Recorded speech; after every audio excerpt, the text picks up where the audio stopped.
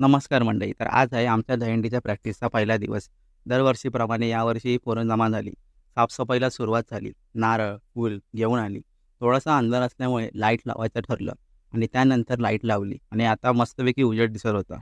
पोरं पण जमा झाली. तुम्हाला तर माहितीच आहे, माणसाच्या कुठल्याच शुभकार्याची आज सुरुवात जे काही शिरपण गाण्याशिवाय आम्ही होऊच शकत वाढवत नाही. आहोत ते मान्य करून घे. या ठिकाणी बाळ गोपाळाची दहीहंडीची जी सराव करणार आहे त्यांचं रक्षण कर. हे ठिकाणच्या रखवालदारा, जागेच्या रखवालदारा, हे शिल्प जे देत आहे ते मान्य करून घे महाराजा. आणि आजपर्यंत जसा मुलाबाळांचा सगळ्यांचा सांभाळ केलास तसं याही पुढे सांभाळ कर महाराजा. नारळानंतर नारळ फोडला. त्यानंतर सर्वांनी पाया पडून त्याच नारळाचा मस्तपैकी प्रसाद करून सर्वांना वाटला आणि खूप उशीर झाल्यामुळे जास्त काही प्रॅक्टिस झाली नाही आणि सर्वांनी ठरवलं की बाकीची प्रॅक्टिस उद्या करूया. तर तुम्हाला कसा वाटला आमचा व्हिडिओ कमेंटमध्ये सांगा.